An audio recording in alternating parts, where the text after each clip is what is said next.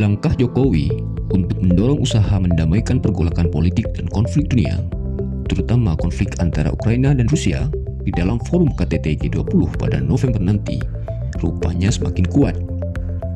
Pasalnya, keinginan dan komitmen itu bukan hanya jadi sorotan dan apresiasi dari banyak negara di dunia, tapi sekaligus dibanjiri permintaan dari mereka, terutama dari negara-negara besar untuk perdamaian itu.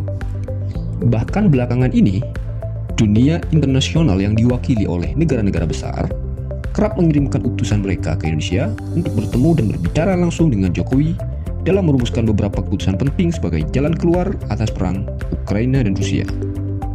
Ada banyak alasan yang mendukung langkah ini. Pertama, Indonesia dinilai sangat strategis di tengah geopolitik global. Dalam konteks ini bisa terlihat dari posisi Indonesia yang berada di antara dua benua Asia dan Australia di satu sisi, dan di sisi lain ada di antara Samudra Hindia dan Samudra Pasifik.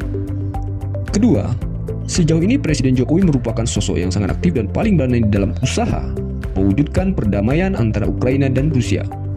Tidak hanya berbicara di atas mimbar dalam mendamaikan Ukraina dan Rusia, tapi Presiden Jokowi bahkan mewujudkannya melalui langkah nyata dengan mendatangi pihak-pihak yang berkonflik. Dalam hal ini, ia membuka komunikasi dengan Presiden Ukraina dan Presiden Rusia. Keberanian ini yang menghadirkan decak kagum dunia internasional kepada Presiden Jokowi.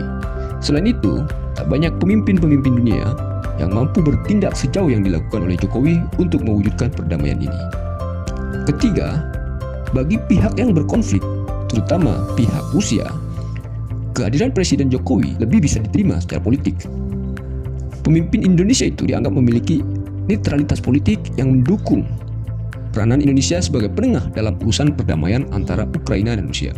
Sebab itu, baik Ukraina maupun Rusia sama-sama menyambut baik saat Jokowi berkunjung kepada mereka. Sedangkan negara-negara besar seperti Amerika Serikat dan negara Eropa lainnya punya persoalan terutama dengan Rusia. Mereka dinilai tidak bisa berpijak pada posisi yang netral di situasi ini. Rusia menganggap mereka ada di belakang Ukraina. Sebab itu, posisi dan gerak mereka menjadi sangat sulit.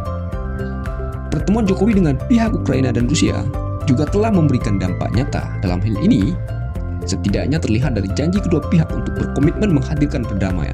Bahkan, rakyat Ukraina berterima kasih atas tindakan Presiden Jokowi tersebut.